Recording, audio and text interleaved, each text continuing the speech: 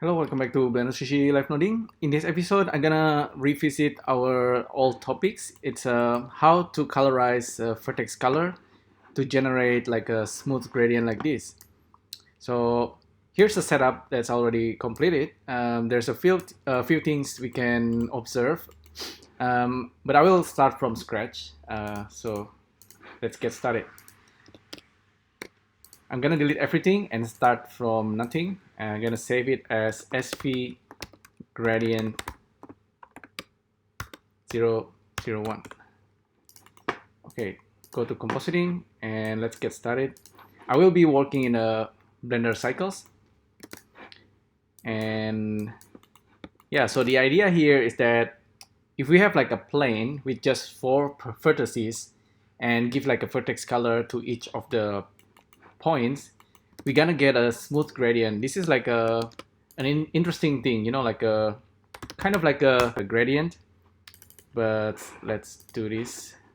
Don't worry about the crashing, and I'm gonna just reload Blender. I save blend on my computer. So SV gradient, and I'm gonna start with a plane. So this plane is just a normal plane.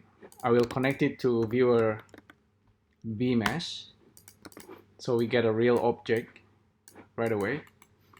And I'm gonna center it. So this is really simple. Just 2 by 2 XY vertices. So 4 points, and you can increase the size. And basically, we want to give it some color. And whatever vertex color we have for each point, we're gonna get some kind of smooth gradient. Okay, excuse me. Let's get started. And we actually only need these nodes called Vertex Color New. So we actually have Vertex Color New and Vertex Color MK3. MK3 is actually the latest. This Vertex Color actually have alpha. So far I have not managed to get the Vertex Color MK3 to works properly. I don't know why, but I'll show you what happened. This is like the old way to do it. This one doesn't consider alpha on the vertices. So first of all, we want to give it some material. So click on this guy. So by default, SV material will actually generate cycles material that respects Sverchok vertex color. So that's the default. So whatever vertex color we give into this plane, we'll get some color. So if we do this manually, you go to edit mode and maybe go to vertex paint, and then you give it like color, you know, something like that. So if you give like the same color like on 2 vertices, you get a smooth gradient. So this is what I'm trying to do, but I will do it using Sverchok add-on. I probably need to do it like this. Texture or material. So this should actually give me some kind of color. Oh, I know why. Because this material is very, if we need to visualize the material, we need to specify the vertex color name, svcol in this case, or we just call it col here, name it col, and then so this can be col. So this is the one that we did just now manually. We're gonna create, now we're gonna use the nodes to do it. You might think this is like the harder way to do it, but it's actually much simpler. So the idea is to pipe in some kind of color into these 4 vertices.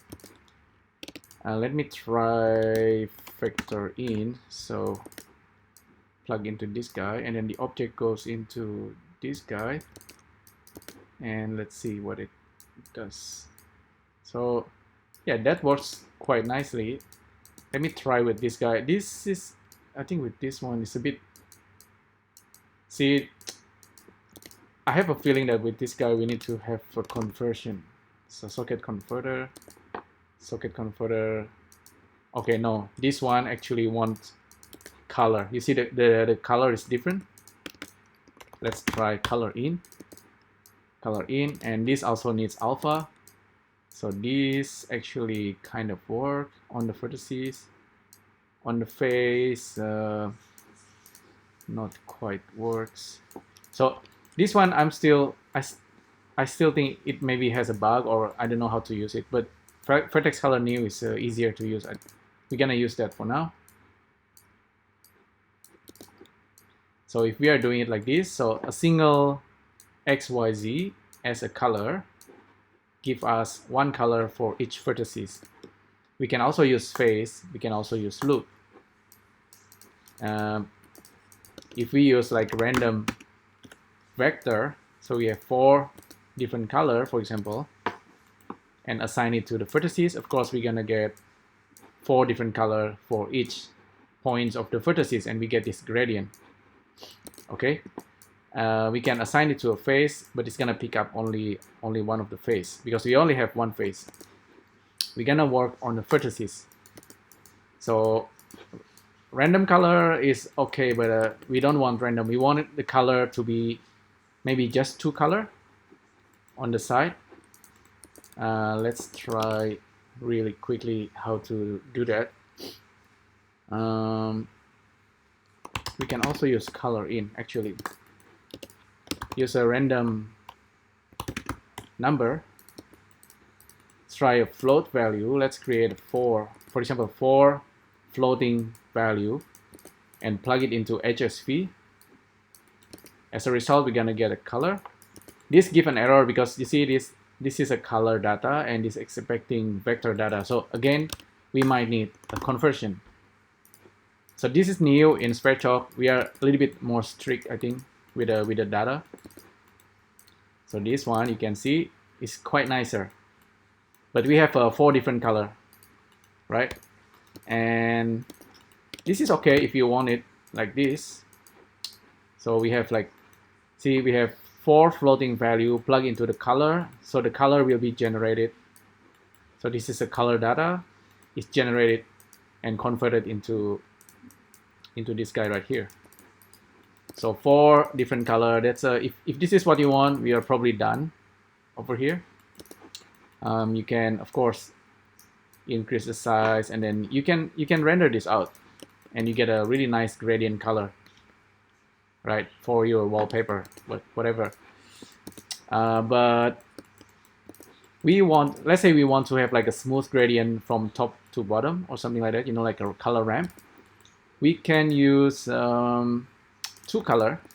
So I'm gonna just generate 2 color, and then I'm gonna have to repeat it.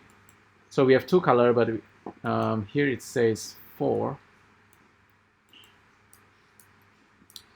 Because it's automatically fill out the color for whatever, for the points. But anyhow, we just want 2 color and we want to repeat it. Let's try. List repeater. Plug this data and make it 2 and wrap. So now we have this data kind of like A, B, A, B.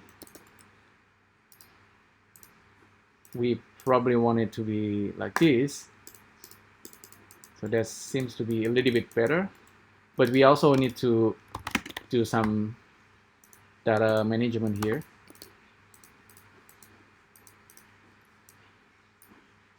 Test it out. So that seems to be correct. So we repeat the data, and then we delete one of the bracket, and then we perhaps need to join it back so we can use it here. There you go. So yeah, this kind of thing, list repeating, list delete level, list join, this is actually very special. I think in Sverchok it's very common when dealing with data, because you have like this kind of nestiness. You have nesting of data. Sometimes you have multiple data here, like array of data, and you want sometimes to split it, you know, sometimes you want to split it and you split the data or whatever, and then sometimes you want to join it, sometimes you want to delete level. That's why we have this list repeater, list delete level, list join. You get used to it after a while.